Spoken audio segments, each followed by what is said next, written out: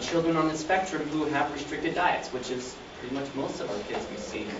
And so we're going to talk a little bit about why they have restricted diets, why they may be restricted, how we can get them off some of restricted diets, and some of the nutritional issues we see with kids that are on restricted diets. So I hear this all the time. When I see patients in my office, we look at their diet, and of course I see chicken nuggets all day long. We're going to talk about getting off some of that chicken nugget diet. They're also, I like chicken nuggets, but not as a sole source of protein, right? Where is the nugget on the chicken anyways, right? Who knows? So just real quick, this year we have what's called the 1 in 6 campaign in my office. 1 in 6 children are being diagnosed with a developmental disorder here in Utah. And we're really trying to get a lot of the words out. Every month we're trying to do something to educate, to learn. This month, of course, is here, and then also on the 17th we have what's called the Autism Evening Mingle. It's where parents get together at night, and I bring people across the state to talk. This one is on neural feedback, this Autism Mingle, and also some people have asked about scientific studies about heavy metal chelation. So I brought experts to talk about those to parents. And then, of course, May 3rd is the Autism Walk. Please come out and walk and support some of the research from Autism Speaks. Where's the 17th? 17th is in Salt Lake City Community College, Larry H. Miller campus. You can call my office and register for it. We do limit it to about 20 to 30 parents because I like the parents to be able to interact with the experts. So if you want to, probably got to register pretty quick. We have a couple spots left. So my talk is huge. This is a picture of an iceberg. You can see up top, we just see a little bit. Down below is huge. So all I'm really going to be talking about today is just this part top. So everything I'm talking about, I'm kind of trying to generalize it a little bit. Just know it doesn't apply to every child. We're kind of just touching the surface. There's a lot more to talk about. And this is my inspiration. This is my nephew who is autistic that got me into this arena. A wonderful, cute little child named Chase. So the question I ask myself is, do children on the spectrum have what are known as comorbid issues? Meaning, we get a diagnosis, and do they have illnesses that are associated with the diagnosis? And the absolute answer to that is yes. So look here, this study showed children on the autistic spectrum had more food cravings, pica, everybody knows what pica is, right? Eating inanimate objects, feces, dirt, leaves, twigs, rocks. Also eating problems than typical controls. Okay?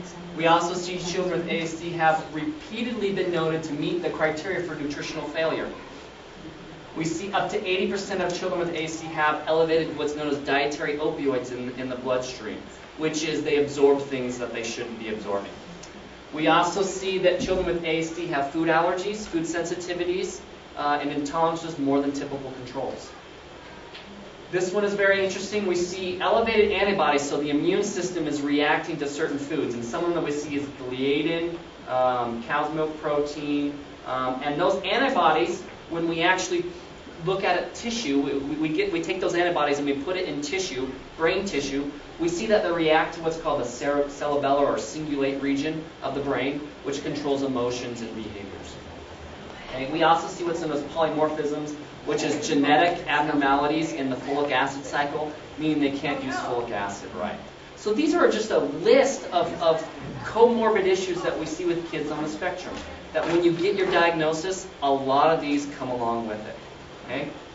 Isn't folic acid necessary to happier feeling? Folic acid has a lot of different roles, but yes, it can play a lot with emotions and feelings, absolutely, yes. So with these different types of comorbid issues, eating problems, nutritional food intolerances, do we see nutritional deficiencies with them? Okay? Absolutely, 100% yes. So here's some of them. We see boys particularly, have thinner bones. That's a calcium issue that we see. They're not absorbing calcium properly. We see total cholesterol is lower than normal. We see here cobalamin, which is B12 deficiencies. We see elevated copper, low protein that carries copper, low zinc, low selenium, elevated urine pyrols, which is an indication of abnormal vitamin D6.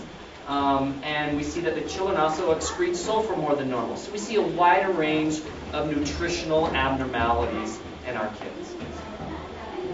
So here's a nutritional that I just did about 2 weeks ago on a child. You can see here really low calcium, really low chromium, really low vanadium.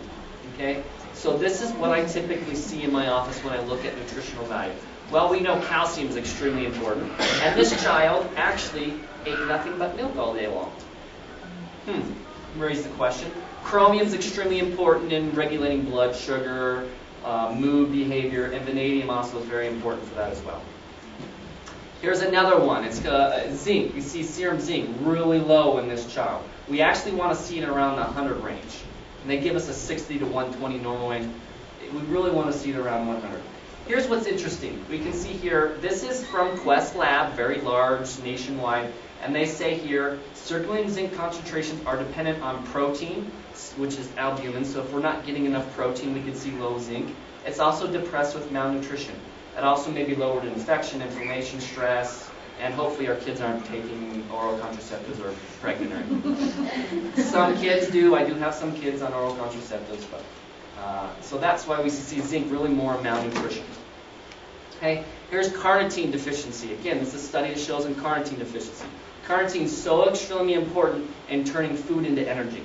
Okay, so anybody here know what a mitochondria is? A couple of you. Big time in the news right now, mitochondrial dysfunction. You can see here, mitochondria, let's see, it's right here, relative carnitine deficiency in these patients, accompanied by small elevations of what's known as lactic acid and elevations in ammonia, alanine levels, which I see in kids, points to a mild mitochondrial dysfunction. So it happens quite a lot in our kids. We see mild mitochondrial dysfunction due to nutritional deficiencies. Mitochondria turns food into energy. So why do we see these abnormalities, these nutritional abnormalities? Well, where do we get our nutrition? From our food and then what we absorb of our food, right? So we know the kids that we see, they have a hard time getting the right type of foods in. But let's look at just the GI tract as well, okay? Let's look at, maybe we have some abnormalities in the GI tract. We absolutely do. Here's a couple studies here. We see significant differences in GI function between controls and autistic children. We see what's known as ilionodular hyperplasia, which is swelling of the intestine. We see gastric polyps, which is little growths. We see ulcers. We see allergic esophagitis, so allergies in the esophagus that cause it to spasm and they can't eat. So if your child eats food and sometimes gags and vomits, that may be an allergic esophagitis. Or we see colitis, which is inflammation of the intestine. So we have a tube that absorbs all of our nutrients, and you can clearly see we have abnormalities in these tubes sometimes. Okay? Let's look at this one. This is a really good study done by Arthur Chrisman. He's a friend of mine. Right here, we did biopsies of a lot of kids, about 128 kids that have been diagnosed with autistic spectrum disorders. 72% of them were found inflammatory bowel disease, which is inflammation of the GI tract. 36% had ileitis, which is inflammation of the terminal ileum, which is where we absorb all of our nutrients. And then 68% of them had colitis, which is inflammation of the large intestine. Very high percentage of our kids do have comorbid issues of gastrointestinal problems. Also, we see that they have pancreatic insufficiency. That's how we digest our food. We see altered gut tissue. So the cells in our GI tract are abnormal a bit. We see marginal intakes, excuse me, right here, altered gut tissue injury, so we see ulcers. So we see a lot of these little tiny things. Again, these are all comparing children that have been diagnosed on the spectrum disorder to neurotypical children. This is what ilionodular hyperplasia looks like. See these big bumps all over the place. Okay? It should be nice and smooth.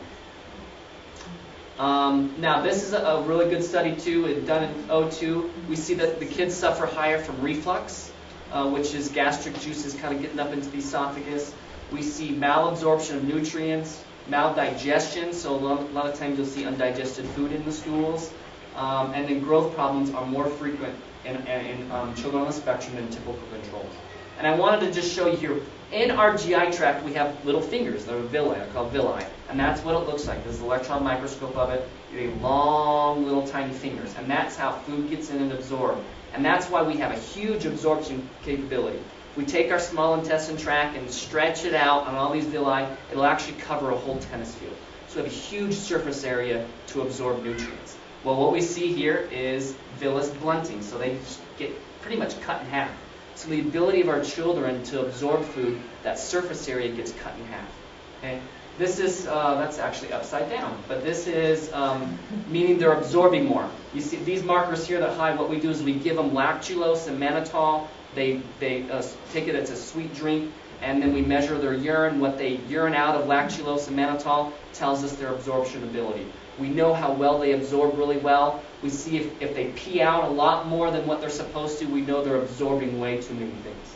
So sometimes they can absorb way too many things, sometimes they don't absorb enough. Another issue is we see abnormal bowel flora, so bacteria in the GI system. Here's a big one right here. We see higher amounts of Clostridia. Anybody know what Clostridia? The bacteria is really nasty bacteria. Okay? It causes a lot of issues. It can cause death if it gets a good hold. We also see an increase in what's known as candida or pathogenic yeast. Some just signs of bowel abnormalities. We'll get into those. I'm not going to cover that. I don't have enough time to go over that one. This is abnormal protein malabsorption. You can see here he's got a really big swollen belly, really small stature. This mom was actually turned in for social services because they said she was not feeding her child, which was clearly untrue. When they looked at the food intake, calorie, he just couldn't absorb protein. And so we see this big issue of severely malnutrition, not eating enough food. There we go. Malnourished, there we go. Okay. So we see there's some GI abnormalities. We definitely see that they're eating foods wrong. They're not eating as well. We've got some other comorbid issues. Well, what can vitamin and nutritional issues actually contribute to behavior? What signs can we look at? That's what we're going to cover next. So here's just some basic, real quick things that I typically see in my office, some of the most common ones. So B6 being deficiencies, cracks at the corners of mouths, smooth tongues, seizures is a big one. Vitamin B12 deficiencies, I see tactile hypersensitivity, so don't touch my hands, don't put this on me, don't do. Sometimes it's the opposite, I see that quite a lot. Or loss of vibratory precision sense, so a lot of stumbling, bumping, things like that. Low zinc, we see low core appetite and growth, hair loss, impaired sense of smell and taste. And copper excess definitely causes difficulty in speaking and swallowing, and essential fatty acid deficiencies, dry skin, hostile and aggressive behavior. So those I think I see with that. Copper excess. Difficulty in speaking, how does that, I don't know what copper excess is. It's extra copper in our body. And where do you get the copper from? It's actually because what happens is we get low zinc, because the zinc and copper are in a very close relationship. So it's not, it's called a relative copper excess, meaning we have too much copper compared to too little zinc. So that's usually what it comes up as. So it's not that we're getting excess copper, it's that we have too little zinc, and copper is supposed to be at a precise ratio. So if we have too little zinc, then it's like our body has too much excess copper. We'll talk about it. Okay? So the obvious question we ask is, can these nutritional issues cause behavior changes? So here we see growth impairment, particularly in infancy, can diminish motor and cognitive functions. So any of your kids have motor issues? A lot of our kids do, right? Chronic inflammation from foods can impair growth. So if your child's maybe low in stature, things like that, we'll talk about it. Long-term effects of early malnutrition on cognition it's been studied over and over again, very strong correlation. Early malnutrition qualifies for poor outcomes.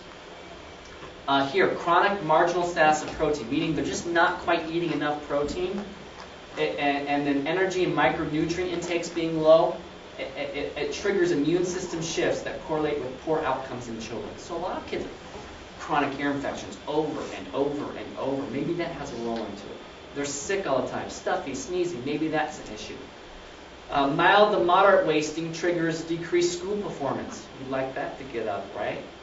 It also shows delayed bone age and increased susceptibility to infections. We can go here. Food sensitivities are associated with anxiety. Oral tactile defensiveness. Don't put that food in my mouth.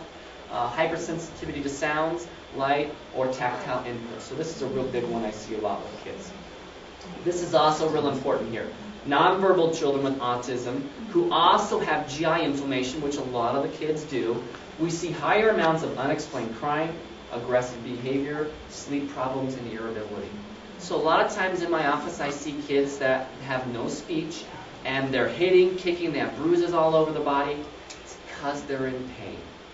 One of the major issues that I see because of that is because they're in pain. So we can talk a little bit about that. Some, again, these abnormal behaviors we see from these studies here, screaming at night, behavior outbursts, self-injurious behavior, the biting. I see all the time biting is really correlated with high ammonia levels, which cause from GI inflammation. This is, of course, he's my favorite comic book character, Calvin. This is what happens when I talked about those antibodies that react with our brain. This is what happens when those antibodies react with our brain. Kids just go out of control. Okay? So, can we correct these deficiencies? Yes, we can. Can we see behavior improvements when we correct them? Absolutely. This is my philosophy and my opinion right here. Okay? Restoring adequate intakes of nutrition, protein, calories, fats, carbohydrates can resolve what may be misconstrued as types of behavioral learning problems. Okay? If you could just get 10% improvement in some of your child's behavior by a simple dietary changes, we'd do it, wouldn't we? Absolutely. Okay? Again, this is my opinion. I'm making a little bit bolder a statement, but I absolutely think it's necessary to assess and treat these issues before any therapy. Pharmacology, nutritional, not nutritional, but a lot of times you just give supplementation. We've got to correct these nutritional issues before supplementation. Okay? So that these features of some of our children that may be related to nutritional instead of just being autistic, that we can improve those issues. And then when we actually apply pharmacology or ABA or PEC system or any of that nature, we see that some of these behaviors are out of the way and they can learn better. And I equate it to a road. Okay? We have a road, we have a start point, we have an end point. In the middle are tons of rocks. Okay? A lot of us as parents, and sometimes our conventional medical system says, get a big Jeep and drive over the rocks. Right? Push it, get it through, go for it. And my philosophy is let's remove as many rocks as we can and then start on that road. Okay? So, here's the nutritional approach. This is getting into what we can do now. How do we approach it? Well, number one is first we do a nutritional assessment. This is really hard to do. I try and do it as much as possible, but it does take a lot of time. From there, I make a course of nutritional diagnosis. I make a plan or intervention and then monitor it. Sounds simple. Sometimes very difficult.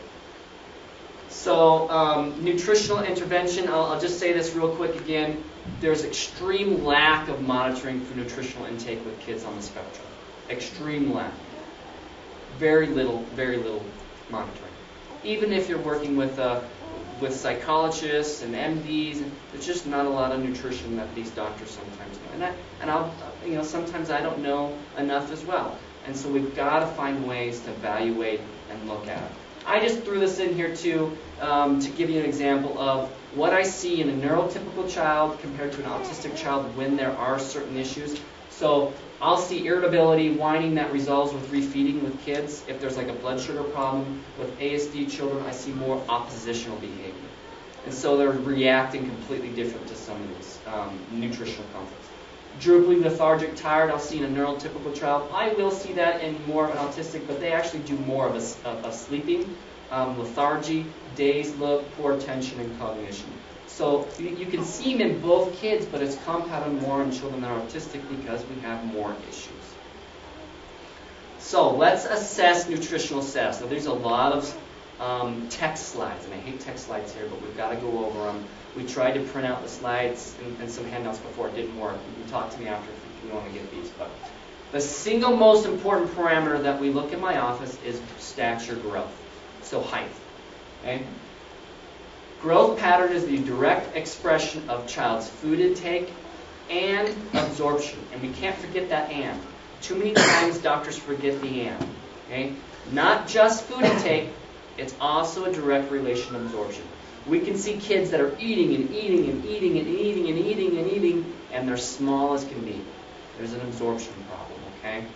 So these two are important. This is how I assess it, okay? Adequate intake and or absorption, again, make that point, of protein drives stature for their age. Okay? So if I want to look at protein, I look at stature. Adequate intake or absorption for energy, caloric intake, those drive weight versus age.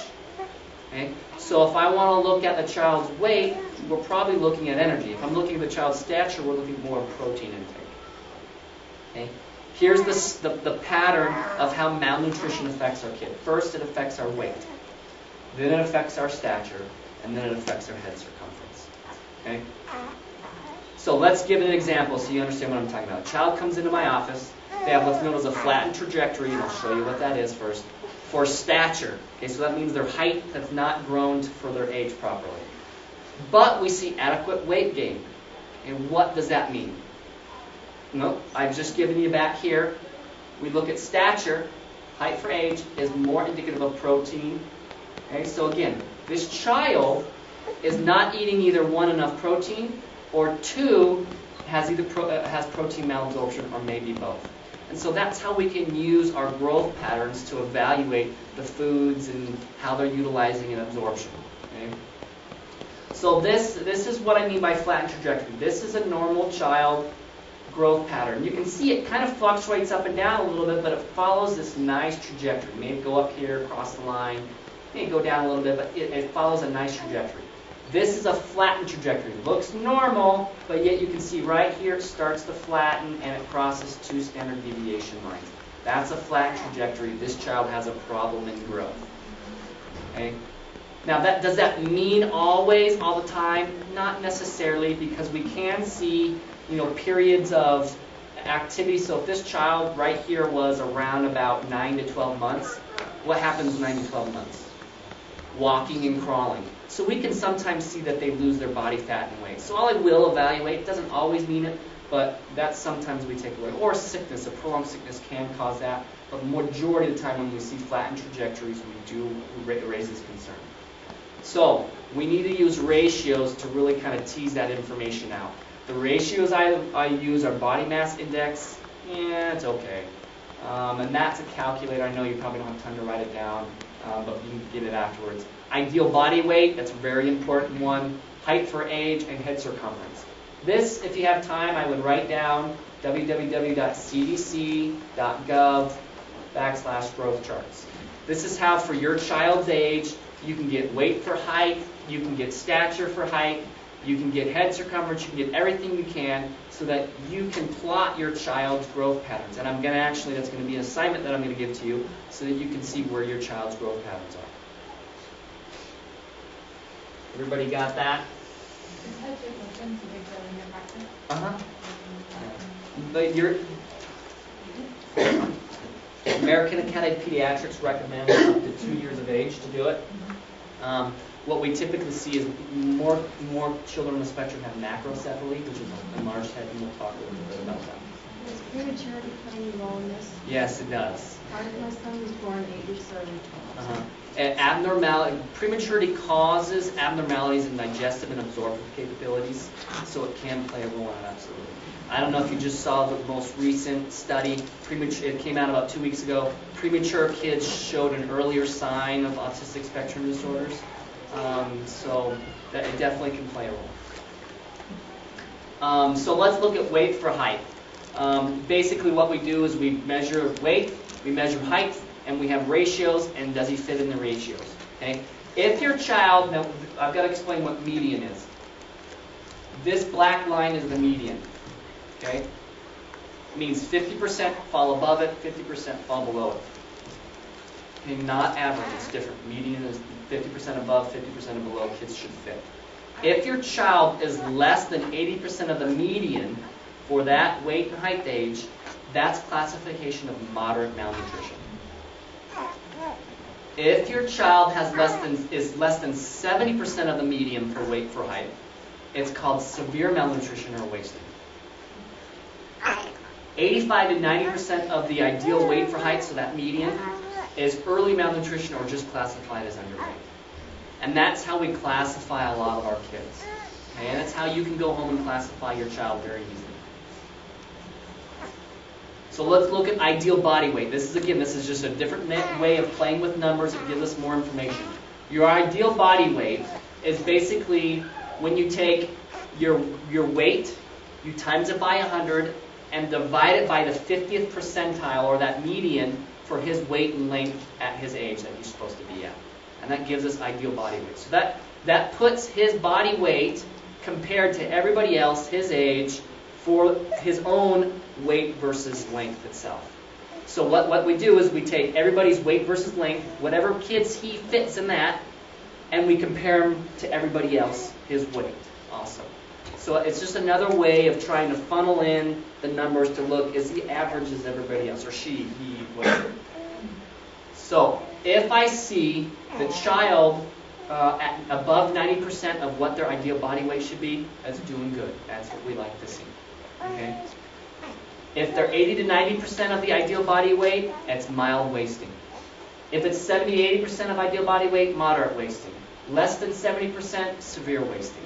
Okay? So again, it's another number that I look at that I combine together to see where is this child nutritional. So if he's perfect for weight versus height, and 89 on the ideal body weight, probably is not doing too bad. They're doing okay. So it gives me more information to look and really tease out the information. We also want to look for height versus age. So again, another ratio. 90 to 95% of the 50th percentile, that median, is just mild stunting, a little bit shorter than average. 85 to 89% is moderate stunting, and less than 85 is severe stunting. So again, what does stature point to? Protein, good job. Yep, protein intake and absorption. So this is a real good one for protein. We talked about head circumference. I usually see macrocephaly. The idea on that is what's called a pruning. We're actually born with more brain neurons than we could ever use, and we actually start killing them off as we learn and when we make connections. And we're seeing that autistic kids don't do that. They're not making the right connections. They're not killing off the right. It's called pruning. They're not killing off the right neurons. And so it stays there at a larger mass, and that's why we get macrocephaly, larger brain size. That's the theory. Does it really tell us too much? We don't have many answers on that, but it's just something I do track, usually. BMI, I'm not real big on it. It's actually used more for projecting overweight, which we do see in a lot of kids. Same percentages in autistic kids as we see in pediatric populations. So sometimes I will use it in prediction. But the problem is a lot of kids I see in my office are on medications that will increase weight, so it's hard to know status, absorption, things from the BMI. But that's, again, a BMI calculator. If you want it, I can get it to you after. It's weight in kilograms, which we'll talk about how to convert it, and height in meters squared. This is the criteria that tells me nutritional failure. Okay? Less than 5 years, I see weight for height less than 85%, loss of weight for greater than 2 months, or plateau in weight gain for 2 to 3 months. Again, I talked to you about those periods of development that we can see some slight trajectory where kids start crawling or walking. Like the girl was a chub until she started walking, and now she's a twig. So that was something we looked at. Once she got over that walking phase and had lost her weight, she picked back up on the normal trajectory of weight gain.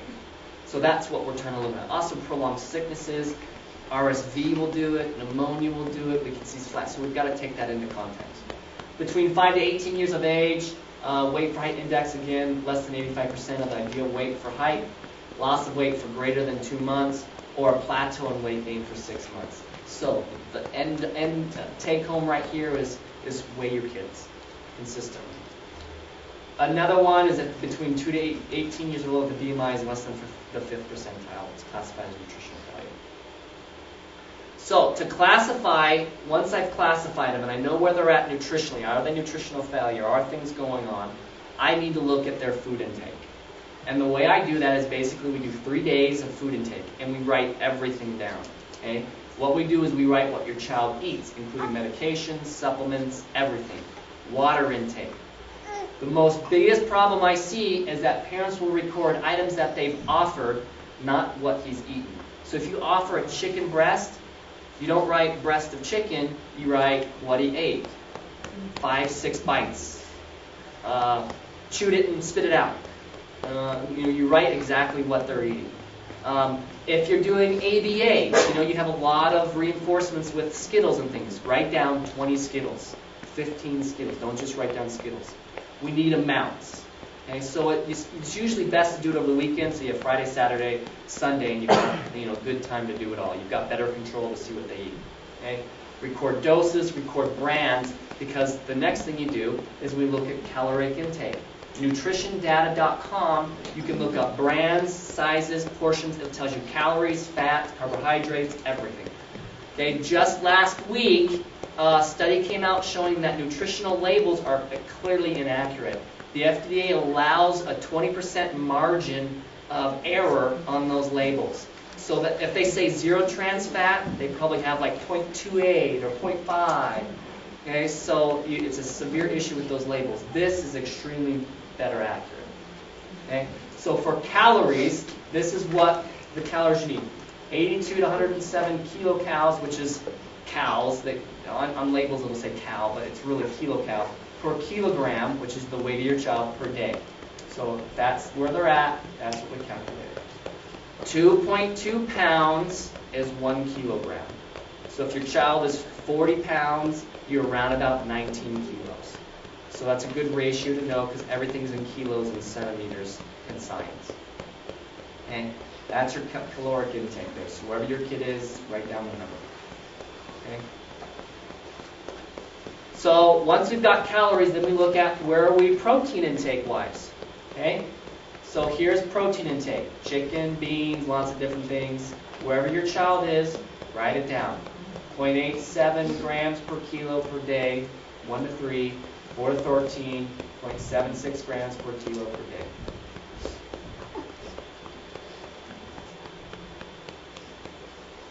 So good protein sources, of course, here you go, poultry and fowl, chicken, turkey, duck.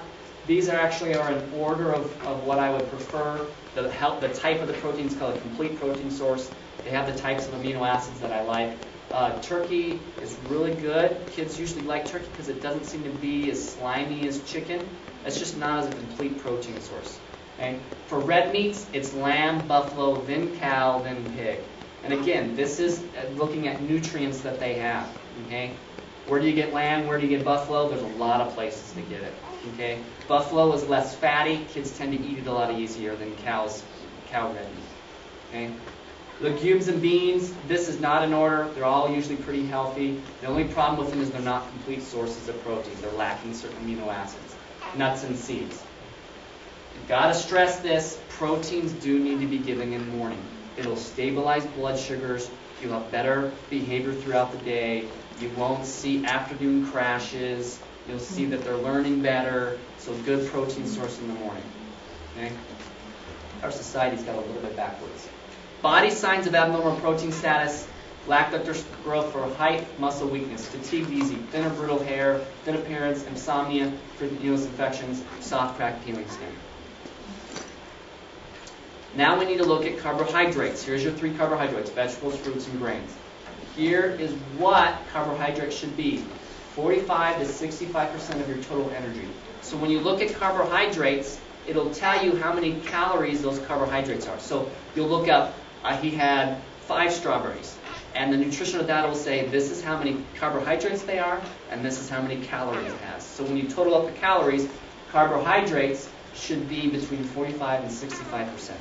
Now, majority of the kids are up in the 60 to 70 to 80% range of energy from carbohydrates. And that is a problem. Okay, and we'll talk a little bit about that. Whoops. Healthy carbs are the complex carbs. They're not broken down as quick. They have better nutrition. They're not as processed. They have good fiber. They have healthier nutrition, phytonutrients in it. You know what they are. Your asparagus, broccoli, zucchini, cauliflower, cucumber, beet, squash, tomato, spinach. Apples, apricots, strawberries, blueberries, dried fruits usually do pretty well. Peaches.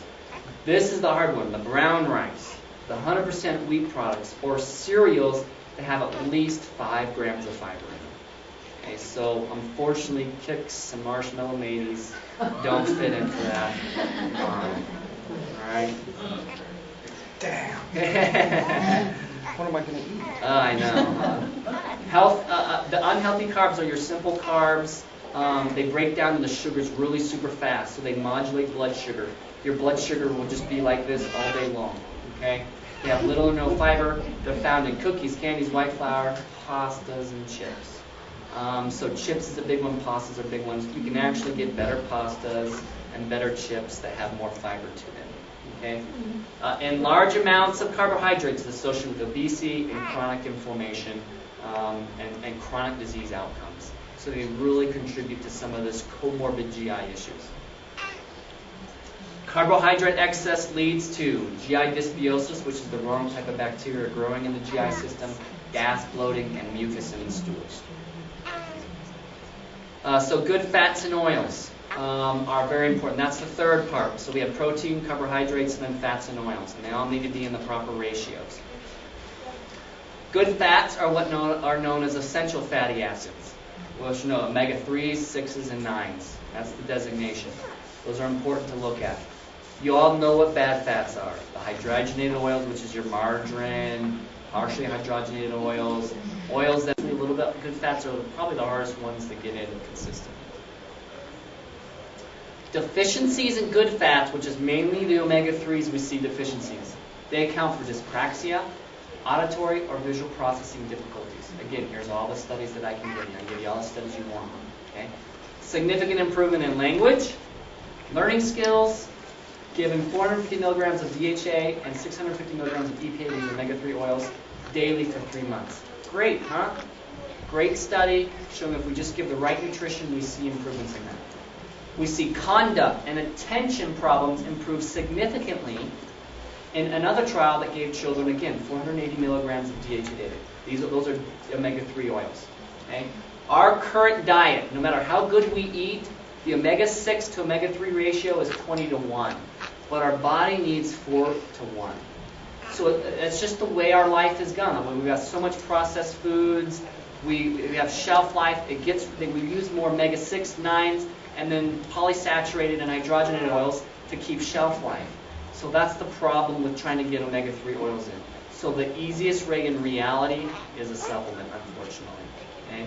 But we need a 4 to 1 ratio, and that's why we're seeing a lot of issues. Fatty acid deficiency is what I'll see.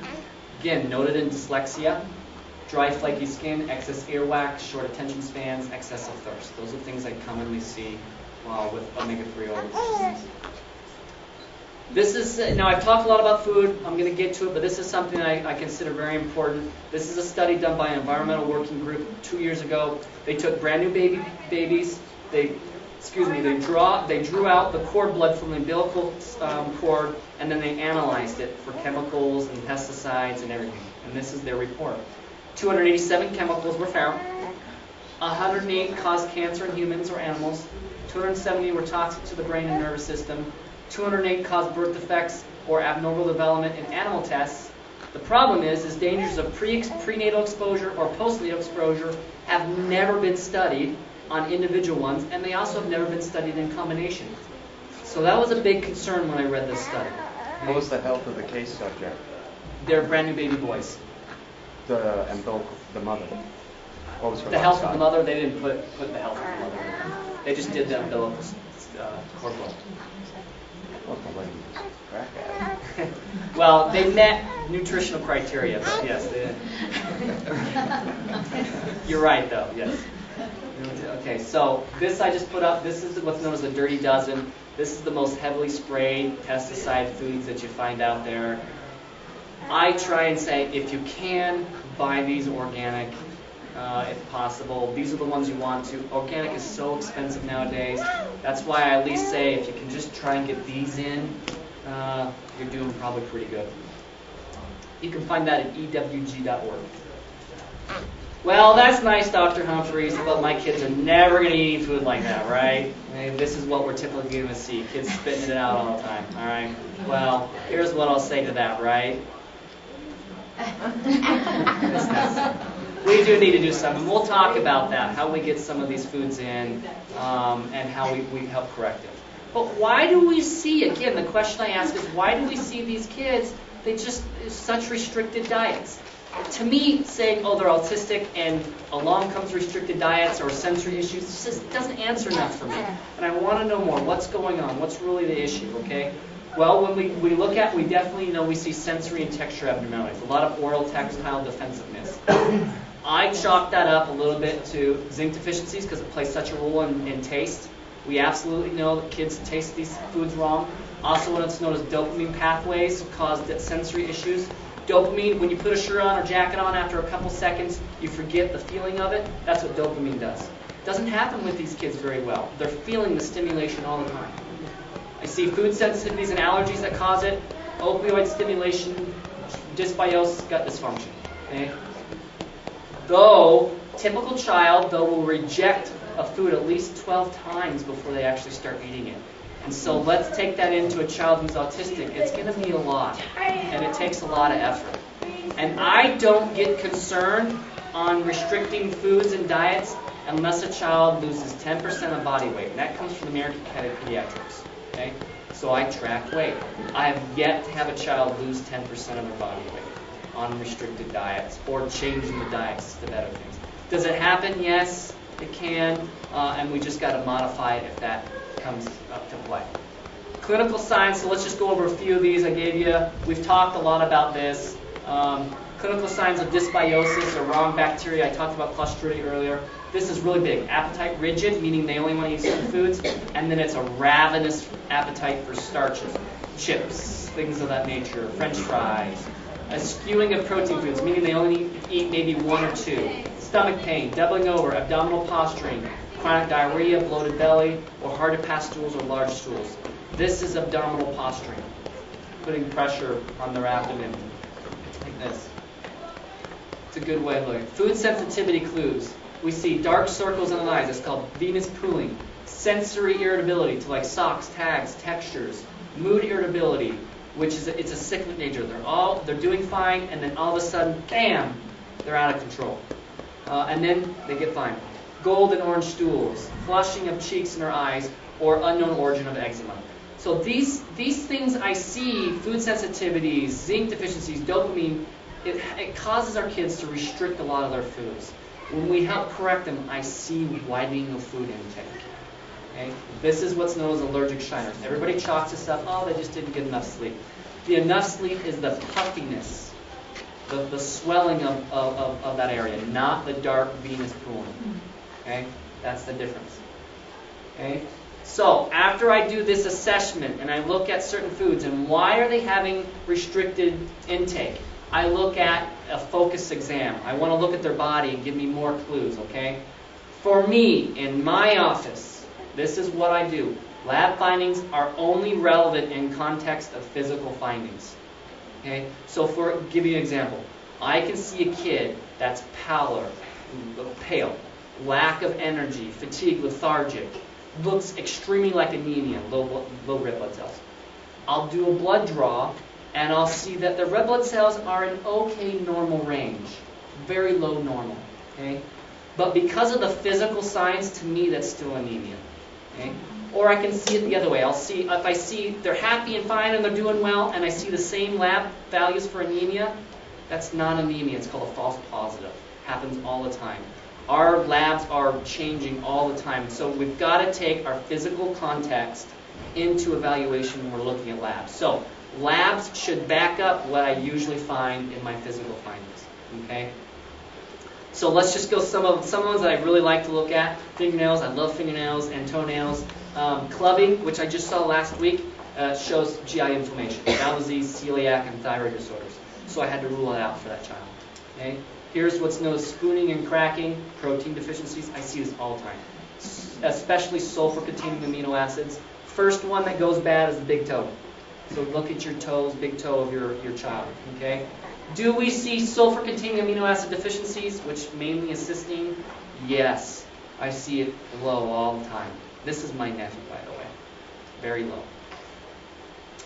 Some other physical signs that I look for, wet, frequent stools, gold stools, mucus stools, that points to some of these things, pancreatic, GI enzyme deficiencies, loss of position sense, looks at B12, low weight for stature, again, malabsorption, sensory. Let's look at this one, follicular hyperkeratosis. The bumping on the back of the tricep, vitamin A, essential fatty acids, pallor, pale, if your child looks pale, folate, iron, B12, B6, vitamin C deficiencies, easy bruising, not just being hyperactive or really clumsy. Look at vitamin K and C, photophobia, vitamin A, this is where cod liver can play a role in, seizures, B6. So, why we are working on trying to correct these underlying issues, the food sensitivities, the zinc deficiencies, the dopamine pathways, the GI dysbiosis, we have to get in supplementation to help correct these nutritional issues until they can do that diet-wise. Okay? So what I see in my office is we do have to supplement as we're working on these things, and then eventually we can start weaning these things off. Okay? So this is parents' view of supplementation. It's really not that bad, but that's not what we want because we still want to get their nutrition from foods. Okay? So what we need to do is create an individualized plan for supplementation. There's a billion different ways to get them in. And you've just got to find the right doctor, nutritionist, physician willing to spend the time to individualize it for your child. So if we need to get vitamin C in, liquids, powders, capsules, tablets, whatever we need to do to get it into the child. There's transdermal. We can rub it on the arm. We can do so many things now that we previously couldn't do. Okay? Now this one is actually very popular in my office right now, IV routes. Don't know why, but what we do is we have to do IV for another couple issues that a lot of kids have. And so what we do is if we're inserting a needle, let's just get in everything we can while it's in there, right? So let's just get it in. So we do this. I mean, I think I'm IVing chicken and all types of stuff into these kids when we're looking at it. But again, just the two things. Find a physician or a doctor, nutritionist, or anybody that if you're going to work with nutrition that will individualize it for your child.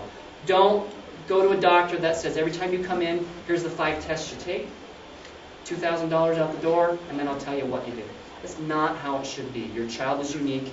You need to find an individual. The other one is too many is too much. Too many people come to my office with 15 capsule supplements. I see more harm from that. They will change biomedical pathways. They will affect your child.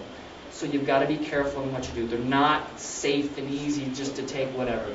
Okay, you've got to be cautious with them.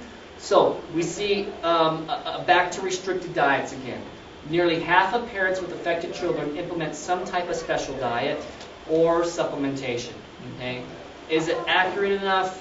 Not quite sure, but here's a study done last year that showed with kids on restricted diets, if we did supplement with the right thing, which this was what's known as an amino acid-based formula, which is we formalized it for the specific child, whatever they were deficient in, it showed better recovery for growth and long-term developmental outcomes compared to children using the similar diets without this amino acid-based formula. So we do need to look at if your child's on a gluten-free, casein-free, or if they're just restricted, we've got to get some extra things into them to make sure the nutrition is up to par. Okay? I don't think I have time for a case example. This was just something I see in my time. Here's the numbers I all did. Basically what happened was this child ate enough protein, but he couldn't maintain growth, which pointed to malabsorption and wasting. Very common in my office. Okay? Here's a lot of lab tests that I look at for nutritional value. Some of the really important ones are here, right here. If your child's diagnosed and you've never gotten a recent CBC, go get one from your pediatrician.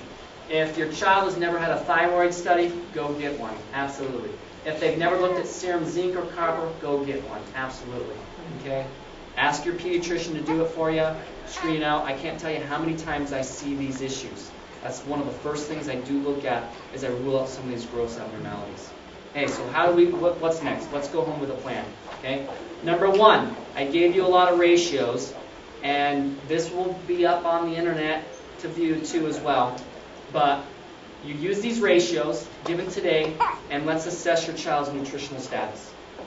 Ideal body weight, height versus age, weight versus age, not so much BMI or head circumference. Those first 3 are really big. And on those numbers, I'm sorry, if you had a preemie child, go ahead and use the adjusted rate, Yes. age-weight ratio. Mhm. Yep, and not the act- CDC chart rules are what you would look for. And it'll have it all out. They have a PowerPoint presentation on how to use them for that case, absolutely. Yep. Okay. Do a 3-day specific diet diary. Okay. So what you do is you measure all these: weight, height, again, 2.2 pounds for 1 kilo. Do a 3-day specific diet diary. Go to nutritionaldata.com, calculate calories, proteins, carbohydrates, and fat intakes. Okay? It's going to be a lot of work, but it's really important. Okay? From there, when we look at the weight and then calorie intake and protein intake and carbohydrate intake and fat intake, you will be able to assess and determine if your child meets the nutritional failure process and where you're deficient at. Oh, my child is low in height, but we eat tons of protein, but he's got cracked and peeling skin and his bowel movements, protein malabsorption. Okay? So you'll get a very good, easy view where your child is nutritionally. Just at home. Very easy. You can do that. It's very simple. Okay? From there, we know what's going on, so then we need to look for why is it going on. Well, I gave you those: food sensitivities, dysbiosis, sensory oral defensiveness, or it's probably a combination of all of them, more likely. Okay? That's the case. My personal opinion is if you see these issues, you need to seek medical advice. Nutritionist, physician. Pediatricians don't know too much about nutrition, so usually they're not the best person. You can go get a referral from them. Find the physician or nutritionist willing to take your information, individualize the plan to your child, create and implement, and then work with you. It's not going to happen overnight. Okay?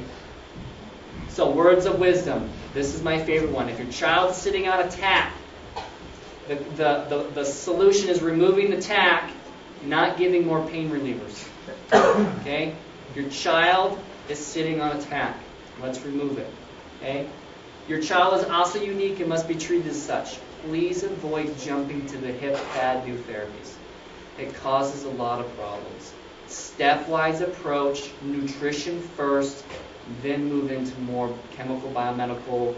You'll notice if we get nutrition on, I always see and hear from ABA specialists, from school systems, kids just get it.